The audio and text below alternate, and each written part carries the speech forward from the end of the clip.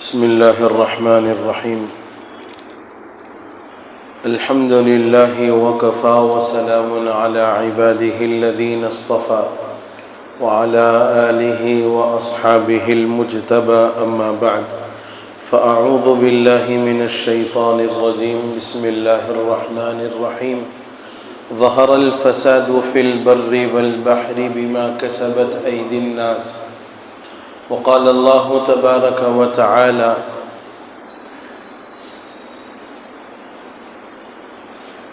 قل هل يستوي الذين يعلمون والذين لا يعلمون انما يتذكر اولو الالباب. صدق اللہ مولانا العظیم. قابل احترام عزیز بزرگوں، نوجوان بھائیوں،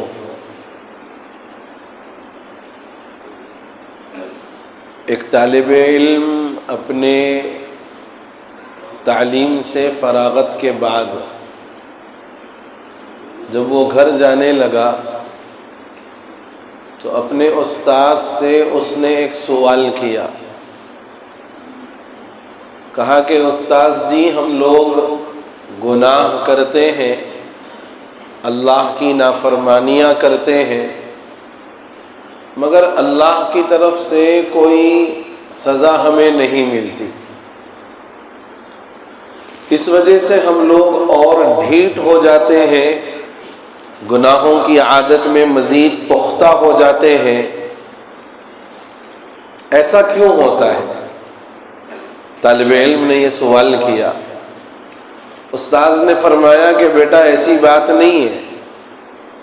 جب بندہ گناہ کرتا ہے تو اس گناہ کی سزا اللہ کی طرف سے بندے کو ملتی ہے، مگر یہ ہے کہ بندہ اس طرف توجہ نہیں کرتا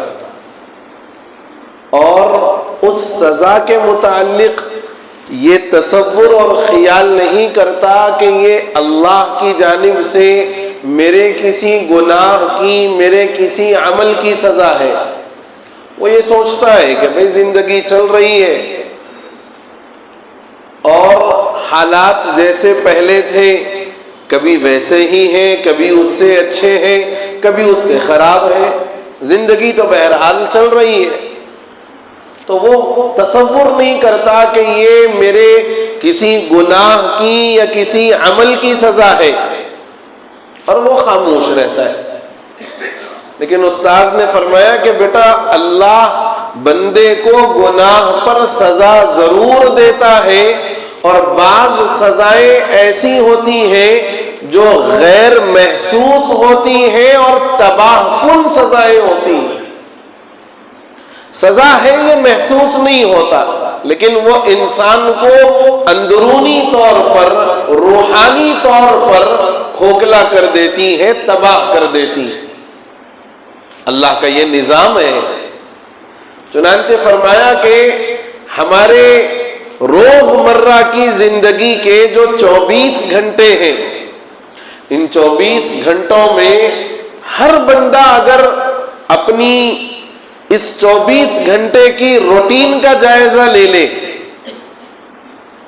تو خدا معاف کرے ہم سبوں کو نیکیوں اور اچھائیوں اور خیر کی چیزوں کا گراف کم ہے، گناہوں اور اللہ کی نافرمانیوں اور لوگوں کے لیے باعث تکلیف بننے والا گراف زیادہ ہے.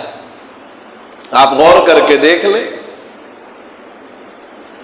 انسان یہ سمجھتا ہے کہ مجھے کسی چیز کا کوئی جواب دینا نہیں ہے، یا اگر جواب دینا بھی ہے تو تب دیکھا جائے گا جب جواب دینا ہے.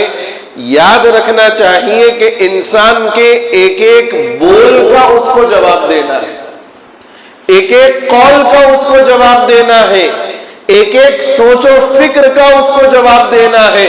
اور اگر اللہ حساب لینے پر آ جائے تو پھر دنیا کا کوئی آدمی ایسا نہیں ہے جو اللہ کے حساب پر کھرا اتر سکے. فرمایا بندہ جب گناہ کرتا ہے تو سب سے پہلی سزا جو اللہ کی طرف سے اس کو ملتی ہے، مناجات کی لذت سے محروم کر دیا جاتا ہے۔ مناجات کہتے ہیں سرگوشی کرنا، چپکے چپکے بات کرنا۔ یہ اللہ اور بندے کے درمیان میں ہوتا ہے۔ جب بندہ نماز سے فارغ ہو جاتا ہے تو اب اپنی جو ضروریات ہیں، اپنے جو مسائل ہیں، اپنی جو حاجتیں ہیں، وہ اللہ سے آہستہ انداز میں مانگتا ہے، بلند آواز میں نہیں مانگتا ہے نا، آہستہ انداز میں مانگتا ہے، اور وہ یہ چاہتا ہے کہ میری یہ بات میرے مولا کے علاوہ کوئی نہ سنے۔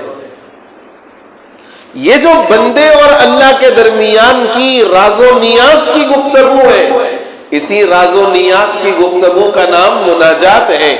جب بندہ گناہ کرتا ہے تو سب سے پہلی سزا یہ ہے کہ بندے کو مناجات کی لذت سے اللہ محروم فرما دیتے ہیں۔ چنانچہ آپ غور کر کے دیکھیں اور جائزہ لے کر کے دیکھیں کہ ہمارے علاقوں میں الحمدللہ اتنی مساجد ہیں، گلی میں بعض مقامات پر 2 3 مساجد ہیں، لیکن اللہ سے مانگنے والے اور اللہ سے لو لگا کر اس کی طرف راغب ہونے والے اور اللہ سے راز و نیاز کی باتیں کرنے والے کوئی مسجد میں کوئی نہیں۔ اس لیے کہ اللہ سے مناجات کی لذت آدمی اس سے محروم ہو جاتا ہے جب گناہ کرتا ہے۔ ہم اپنا جائزہ لے کر کے دیکھیں کہ کیا ہمیں دعا مانگنے میں بڑی لذت محسوس ہوتی ہے؟ بس ہم آئے، اللہ یہ دے دے، یہ دے دے، یہ قرضے ختم کر دے، وہ بیماریاں ختم کر دے، یہ حالات صحیح کر دے، وہ صحیح کر دے، آمین، ختم۔ مناجات کس کو کہتے ہیں؟ کبھی آپ نے دیکھا ہوگا ہمارے گھروں میں جو چھوٹے چھوٹے بچے ہوتے ہیں، جو بے شعوری کے دور میں ہیں، جب اس کو اپنے ماں باپ سے کوئی چیز مانگنا ہوتا ہے، اب آپ اس کا انداز دیکھو۔ اب تو ڈیجیٹل دور کے ڈیجیٹل بچے، اس کا انداز دیکھو آپ، وہ اپنی بات کسی نہ کسی انداز میں، کسی نہ کسی طریقے سے جب تک منواتا نہیں ہے اس وقت تک ماں باپ کا پیچھا نہیں چھوڑتا، اور بعض مرتبہ اتنا زج کر دیتا ہے، اتنا تنگ کر دیتا ہے کہ نہ چاہتے ہوئے بھی آپ جیب سے نکال کر لے رے بھائی جا، لے کے چلے جا یہاں سے، دیتے نا۔ یہ ہے اس کے مانگنے کا انداز کہ بس وہ یہ طے کر کے آتا ہے کہ مجھے یہاں سے لینا ہے اور یہاں سے لے کر ہی میں جاؤں گا۔ کبھی بندہ اپنے رب سے بھی مناجات کرے تو 2 آنسو اپنی آنکھوں سے گرا کر کے دیکھے کہ دل کو کتنا سکون میسر ہوتا ہے، اپنے گناہوں کو یاد کر کے اور اس کے بالمقابل اللہ کی نعمتوں کو سمجھتے ہوئے، اللہ کے احسانات پر نظر کرتے ہوئے کہ میرے اتنے گناہوں کے باوجود اللہ نے کبھی اپنا احسان بند نہیں فرمایا، میری اتنی نافرمانیوں کے باوجود کبھی اللہ نے میرا رزق نہیں روکا، کبھی میرے پانی پر روک نہیں لگائی، کبھی صحت کے اعتبار سے بہت زیادہ بیمار نہیں فرمایا اللہ نے۔ کبھی ان باتوں کو سوچ کر اور ہماری نافرمانیوں کو دیکھ کر اللہ سے مناجات کر کے دیکھو، دل کو بڑا سکون میسر ہوگا۔ فرمایا گناہوں کی سب سے بڑی سزا اور سب سے پہلی سزا یہ ہے کہ آدمی اللہ سے مناجات کی لذت سے محروم کر دیا جاتا ہے۔ دعا بھی مانگتا ہے تو بڑی جلدی جلدی مانگتا ہے، اور جو اپنی ضروریات ہے مانگا اور فوراً اللہ کے گھر سے رفو چکر۔ دل کو اللہ کے گھر میں لگانے کا عادی بناؤ۔ ہمارے دل بازار میں لگتے ہیں، ہمارے دل موبائل میں لگتے ہیں، ہمارے دل دنیا اور دنیا کے کام کاج میں اور اس کے کاروبار میں لگتے ہیں۔ دل تو بہرحال جو لگنے کی چیز ہے وہ اللہ سے لگنا چاہیے، اللہ کے دربار سے لگنا چاہیے۔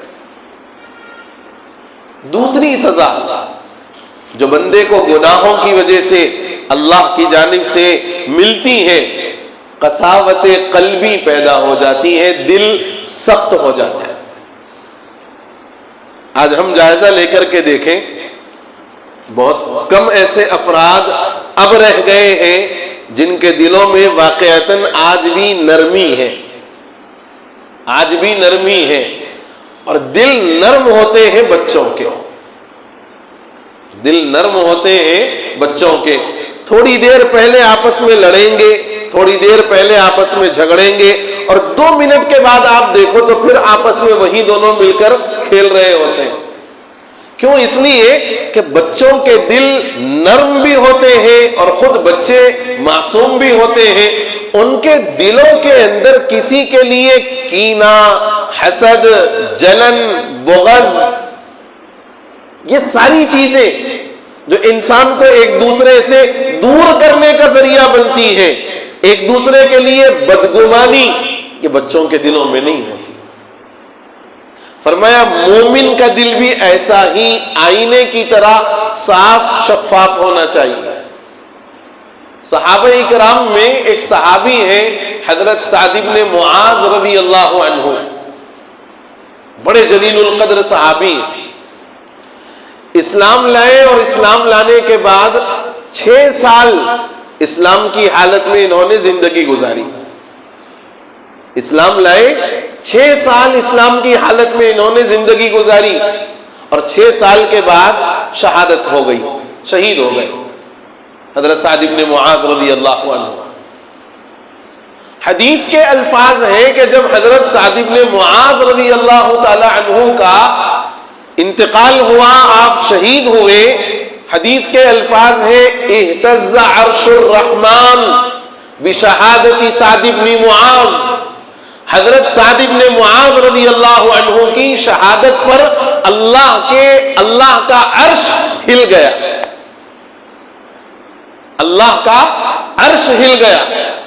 آپ غور کر کے دیکھو تھوڑی سی اس بات پر کہ انبیاء کرام کو اللہ نے دنیا میں بھیجا، انبیاء کرام کے ساتھ بھی بڑے بڑے حالات پیش آئے، حضرت ابراہیم، حضرت اسماعیل کے واقعات، حضرت موسیٰ کے واقعات، حضرت یوسف علیہ السلام کے واقعات، اور خود نبی رحمت صلی اللہ علیہ وسلم کی 63 سالہ زندگی، جس میں خاص طور سے مکہ مکرمہ کے نبوت ملنے والے 13 سال۔ آپ غور کر کے دیکھیں کہ کیا کچھ سختیاں اور کیا کچھ حالات نہیں گزرے، لیکن کہیں ان حالات کے بارے میں، انبیاء کے واقعات کے بارے میں کہیں یہ نہیں فرمایا گیا اہتز عرش الرحمن۔ حضرت سعد بن معاذ رضی اللہ عنہ 6 سال کی انہوں نے اسلامی زندگی گزاری ہے، یعنی ایمان لائے، 6 سال اپنی زندگی گزاری، پھر دنیا سے رخصت ہو گئے، اور وہاں اللہ کے نبی صلی اللہ علیہ وسلم اپنی زبان مبارک سے ارشاد فرماتے ہیں اہتز عرش الرحمن بشہادت سعد بن معاذ۔ سعد بن معاذ کی شہادت پر اللہ کا عرش ہل گیا۔ کیوں ہلا ہوگا؟ کیا ایسے حالات تھے اور کیا ان کی صفات تھی جن صفات پر اللہ کا عرش ان کے اس دنیا سے جانے پر ہل گیا؟ ایک مرتبہ صحابہ کا مجمع ہے، نبی رحمت صلی اللہ علیہ وسلم ان کے درمیان تشریف فرما ہے، ایک صحابی ان کے پاس سے گزرے، فرمایا جو آدمی جنتی کو دیکھنا چاہتا ہے وہ اس آدمی کو دیکھ لے۔ صحابہ نے پلٹ کر دیکھا، سعد بن معاذ رضی اللہ عنہ۔ دوسری مرتبہ صحابہ کا مجمع ہے، حضور تشریف فرما ہے، حضور نے فرمایا کیا تم جنتی آدمی کو دنیا میں دیکھنا چاہتے ہو؟ فرمایا ہاں یا رسول اللہ، ہم ضرور دیکھنا چاہیں گے۔ فرمایا جس کسی کو جنتی آدمی دنیا میں دیکھنا ہو وہ اس آدمی کو دیکھ لے، اشارہ کر کے بتایا۔ صحابہ نے پلٹ کر کے دیکھا، پھر سعد بن معاذ رضی اللہ عنہ۔ ایک مرتبہ ہو گیا، 2 مرتبہ ہو گیا، تیسری مرتبہ پھر یہی واقعہ ہوا کہ چند صحابہ بیٹھے ہوئے ہیں، حضرت سعد بن معاذ رضی اللہ عنہ گزر رہے، حضور نے فرمایا یہ ہے وہ آدمی جو دنیا میں رہتے ہوئے جنت کا اس کو اللہ نے مالک بنا دیا، یعنی یہ جنت کا اپنا ٹھکانہ اس نے پا لیا۔ صحابہ کو بڑی حیرت ہوئی، 1 مرتبہ نہیں، 2 مرتبہ نہیں، 3 مرتبہ حضور نے حضرت سعد بن معاذ رضی اللہ عنہ کے بارے میں فرمایا کہ یہ آدمی جنتی ہے۔ تو تو صحابہ کو بڑا تجسس تھا، ان کو فکر ہوتی تھی، جیسے آج ہماری فکریں الگ ہیں، صحابہ کی فکریں الگ ہیں۔ میں نے اس سے پہلے بھی کسی موقع پر کہا کہ غریب صحابہ جو تھے وہ حضور کی خدمت میں آئے، کہا یا رسول اللہ ہمارے مالدار جو بھائی ہیں وہ لوگ صدقہ بھی دے رہے ہیں، نماز بھی پڑھ رہے ہیں، زکوٰۃ بھی دے رہے ہیں، نیکیاں ان کی بڑھتی جا رہی ہیں، ہمارے پاس مال نہیں ہے، ہم صدقہ نہیں دے سکتے، پھر ہم تو ان سے پیچھے ہو جائیں گے۔ تو حضور نے فرمایا سبحان اللہ والحمد للہ ولا الہ الا اللہ واللہ اکبر، صبح شام 100 مرتبہ پڑھو، جنت میں تمہارے نام کے پودے لگتے رہیں گے۔ تو اب صحابہ اکرام جو غریب صحابہ تھے وہ نماز کے بعد تسبیح پڑھ رہے ہیں، اپنے وہ کلمات ادا کر رہے ہیں۔ تو مالدار صحابہ نے ان کو دیکھا، کیا کر رہا بھائی؟ قریب جا کے سننا چاہا، خاموش، کیونکہ اگر ان کو معلوم ہو گیا تو پھر یہ آگے بڑھ جائیں گے نیکیوں میں۔ بہرحال ایسے تیسے کر کے ان مالدار صحابہ کو بھی معلوم ہو گیا کہ بھئی یہ معاملہ ہے اور ایسا ایسا مسئلہ پیش آیا ہے۔ حضور سے جا کر کے انہوں نے کہا، حضور نے یہ کلمات ان کو تلقین فرمائے۔ اب مالدار صحابہ بھی شروع ہو گئے، سبحان اللہ والحمد للہ ولا الہ الا اللہ واللہ اکبر۔ اب یہ جو غریب صحابہ ہیں، اب یہ حضور کی خدمت میں آئے، یا رسول اللہ ایک تو ہم پہلے ہی نیکیوں میں کم ہونے کی تکلیف کے اندر مبتلا ہیں، ایک چھوٹا سا عمل آپ نے بتایا ہم کر رہے تھے وہ بھی کرنا شروع کر دیے۔ تو حضور نے فرمایا ذالک فضل اللہ یؤتیہ من یشاء، یہ اللہ کا فضل ہے، اللہ جسے چاہے عطا فرما دے۔ تم اپنے خلوص کے ساتھ عمل کرتے رہو، تمہاری نیکیاں بھی لکھی جائیں گی، ان کی نیکیاں بھی لکھی جائیں گی۔ صحابہ کی فکریں یہ تھی، ہماری فکریں کیا ہیں ہم بہتر جانتے ہیں۔ تو بہرحال ایک صحابی کو تجسس ہوئی اور فکر ہوا کہ بھئی آخر معلوم کریں کہ سعد بن معاذ رضی اللہ عنہ کا عمل ہے کیا آخر۔ تو گئے سعد بن معاذ رضی اللہ عنہ کے پاس، فرمایا میرے بھائی میں آپ کی خدمت میں 2-3 دن مہمان رہنا چاہتا ہوں۔ سعد بن معاذ رضی اللہ عنہ نے فرمایا کہ مرحبا، تشریف لائیں آپ، کوئی مسئلہ نہیں ہے، کوئی پریشانی نہیں ہے، آ جاؤ رہو ہمارے ساتھ۔ اب وہ صحابی 24 گھنٹے حضرت سعد بن معاذ رضی اللہ عنہ پر نگاہ جمائے بیٹھے ہوئے، صبح فجر میں اٹھے، نماز پڑھے، ذکر و اذکار کرے، تلاوت کرے، اور پھر اس کے بعد اپنے کام کاج پر چلے گئے۔ جو عام طور پر لوگ کاروبار کرتے ہیں، جیسے انداز کا جو ہے تجارت کرنا ہوتا ہے، اسی انداز سے تجارت کی، ظہر کے وقت ظہر کی نماز پڑھی، کھانا تناول کیا، پھر تھوڑی دیر آرام کر لیا، پھر اس کے بعد اپنے کام پر چلے گئے، عصر تک اپنے کام سے نمٹ گئے، مسجد میں آئے، نماز پڑھے، ذکر و اذکار کیے، تلاوت کیے، مغرب پڑھے، عشاء پڑھے، اس کے بعد گھر گئے، بستر پر سو گئے۔ 3 دن یہی معاملہ ہوا، 3 دن یہی معاملہ ہوا، جو 3 دن یہ صحابی رہے ان کے گھر۔ تو آ کر کے حضور سے دریافت کیا کہ یا رسول اللہ سعد کا کوئی ایسا خاص عمل تو نہیں ہے، جو اعمال ہم کرتے ہیں وہی عمل وہ بھی کرتے ہیں، ہم نماز پڑھتے وہ بھی نماز پڑھ رہے ہیں، ہم ذکر کر رہے ہیں وہ بھی ذکر کر رہے ہیں، ہم تلاوت کر رہے ہیں وہ بھی تلاوت کر رہے ہیں، صدقہ خیرات اپنی استطاعت کے حساب سے وہ دے رہے ہیں ہم بھی دے رہے ہیں، کام کاج وہ بھی کر رہے ہیں ہم بھی کر رہے ہیں، بیوی بچوں کے ساتھ وہ بھی ہے ہم بھی ہیں، کوئی نیا عمل تو ہمارے کو نظر نہیں آیا سعد بن معاذ رضی اللہ عنہ کے بارے میں۔ اور آپ بار بار کہتے رہے کہ بھئی یہ وہ آدمی ہے جس کو اللہ نے دنیا میں جنت کی خوشخبری دے دی، جنتی دیکھنا ہو تو سعد بن معاذ کو دیکھو، ایسا تو کوئی خاص عمل نظر نہیں آ رہا۔ پھر آپ فرماتے ہیں کہ یہ آدمی جنتی ہے۔ کہا ایک کام کرو، جا کر سعد سے خود معلوم کر لو، جا کر سعد سے خود معلوم کر لو۔ اب وہ صحابی آئے حضرت سعد بن معاذ رضی اللہ عنہ کی خدمت میں۔ وقت ہو گیا، آئندہ تو سعد بن معاذ رضی اللہ تعالی عنہ نے، وہ صحابی سعد بن معاذ رضی اللہ عنہ کے پاس آئے، کہا سعد تمہیں پتا بھی ہے کہ حضور تمہارے بارے میں کیا کہتے ہیں؟ سعد بن معاذ نے کہا کہ مجھے نہیں پتا کیا کہتے ہیں حضور۔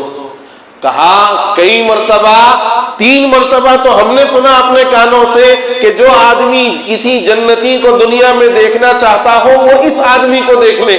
سعد بن معاذ خوشی سے اچھل پڑے، کہا اللہ کے رسول نے میرے بارے میں کہا کہ میں جنتی ہوں؟ کہا ہاں، 1 مرتبہ نہیں، 2 مرتبہ نہیں، 3 مرتبہ کہا، اور کہا کہ یہ وہ آدمی ہے جو دنیا کے اندر اس کو اللہ نے جنت کی بشارت دے دی۔ سعد میں تمہارے گھر 3 دن رہا، تمہارا کوئی خاص عمل تو مجھے نظر نہیں آیا، ذرا بتاؤ بھائی تمہارا ایسا کیا عمل ہے جو ہم لوگ نہیں کرتے اور تم کرتے ہو؟ تو سعد بن معاذ رضی اللہ عنہ نے بڑے درد بھرے انداز میں کہا کہ بھائی میرا کوئی خاص عمل نہیں ہے، جو اعمال تم کرتے ہو وہی عمل میں کرتا ہوں، جو نماز تم پڑھتے ہو وہی نماز میں، جو ذکر تم وہی ذکر میں، جو تلاوت تم وہی تلاوت میں، جو صدقہ خیرات تم وہی صدقہ خیرات میں۔ بس ایک کام میں یہ کرتا ہوں کہ جب رات میں بستر پر سونے کے لیے جاتا ہوں تو لیٹنے سے پہلے میں اپنے اللہ سے ایک معاملہ کرتا ہوں۔ جب بستر پر لیٹنے کے لیے جاتا ہوں تو اپنے پروردگار سے ایک معاملہ کرتا ہوں، کہتا ہوں یا اللہ جن لوگوں نے میرے پیٹھ پیچھے میری برائی کر دی، جن لوگوں نے مجھے برائی سے یاد کیا، جن لوگوں نے مجھے گالی دی، جن لوگوں نے میرا برا چاہا، جن لوگوں نے میرے ساتھ غلط کرنا چاہا، اے اللہ میں ان کو اپنے دل سے معاف کرتا ہوں، آپ بھی معاف کر دیں۔ میں ان کو اپنے دل سے معاف کرتا ہوں، اے پروردگار آپ بھی معاف کر دینا۔ اور اے اللہ جن لوگوں کا شاید میں نے کبھی برائی سے تذکرہ کر دیا، جن لوگوں کو میں نے تکلیف پہنچانے کی نیت کر لی، کچھ مجھ سے عمل کسی دوسرے کے متعلق ہو گیا، اے اللہ اس کو بھی توفیق دے دینا کہ وہ بھی مجھے معاف کر دے۔ بس فرمایا یہ ایک میرا عمل ہے۔ وہ صحابی دوڑتے ہوئے اللہ کے رسول کی خدمت میں آئے، فرمایا یا اللہ کے رسول، سعد بن معاذ نے کہا کہ یہ ایک عمل ان کا ہے۔ فرمایا یہی وہ عمل ہے جس پر اللہ نے صاحب کو جنت کی بشارت دی ہے۔